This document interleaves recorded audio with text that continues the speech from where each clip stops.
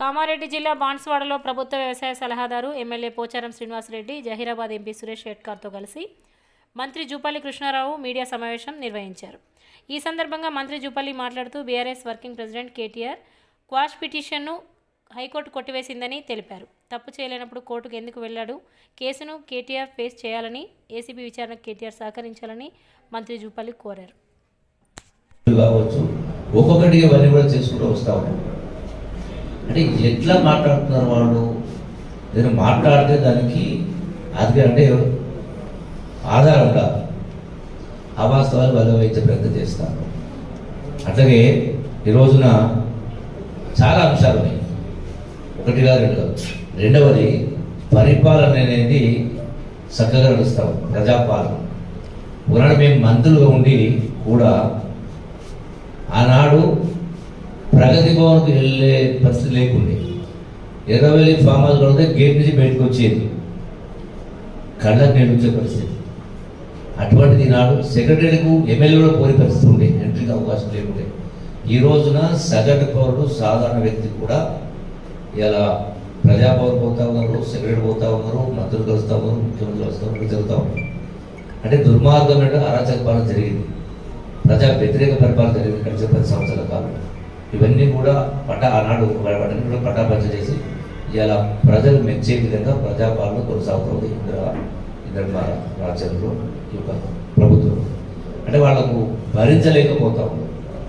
రేపు రాబోయేటువంటి స్థానిక వ్యవస్థల ఎన్నికల్లో ఏదో రకంగా లబ్ధి పొందాలన్నటువంటి రాజకీయ లబ్ధి కోసం వాళ్ళు అవాస్తవాలు మాట్లాడుతూ ఉన్నారు, ప్రచారం గోపేసి ప్రచారం చేస్తాం తప్ప వాళ్ళ ఆశ నెరవేరు. ఎందుకంటే మరి గొప్పగా పరిపాలన చేసి ఉంటే వాళ్ళకి అధికారం ఎందుకు పోతుండే? సరే సరే దురదృష్టమో అదృష్టమో గడిచిన 2014 వాళ్ళకి అవకాశం వచ్చింది. ఇంత జరిగినా కూడా వాస్తవంగా మరి వాళ్లకు ఈనాడు కాంగ్రెస్ ప్రభుత్వం పైన నమ్మబుద్ధి ప్రజలు తెలంగాణ రాష్ట్రాన్ని ఇచ్చినటువంటి పొరపాటు చేసినటువంటి పర్యాలు తెలంగాణ రాష్ట్రం ఇచ్చినటువంటి సోనియా గాంధీ కాంగ్రెస్ పార్టీ రుణం తీర్చుకోవాలని అధికారికి కూడా అభ్యర్థించింది.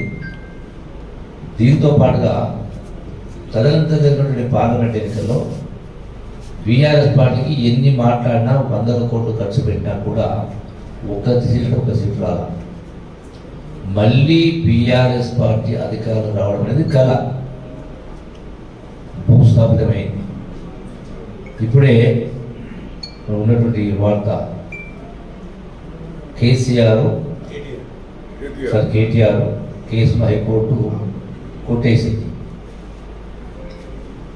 అంటే టోటల్గా ఆ కేసునే స్క్రాచ్ చేయాలనే విషయం పే చేస్తే హైకోర్టు కొట్టుబడి జరిగింది. ఎందుకు కోర్టు కోసం అవసరం వచ్చింది?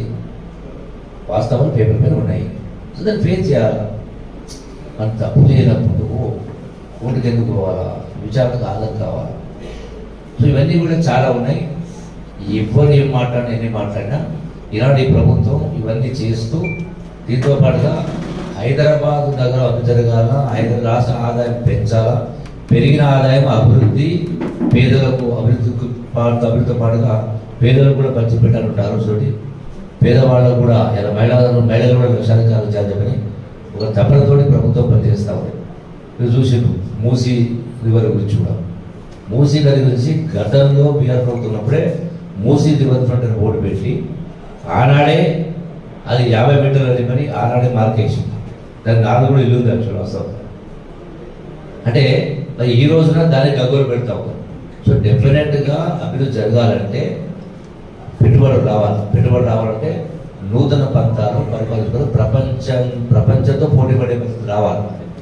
అందుకనే ఈరోజు స్కిల్ యూనివర్సిటీ కావచ్చు, అట్లాగే స్పోర్ట్స్ యూనివర్సిటీ కావచ్చు, మూసీ రివర్ డెవలప్మెంట్ కావచ్చు, ఎన్నో నూతనంగా కొత్త ఆలోచనతోటి ఈ కొత్త అంటే అభివృద్ధి కార్యక్రమాలు ఎన్నో జరుగుతూ ఉన్నాయి.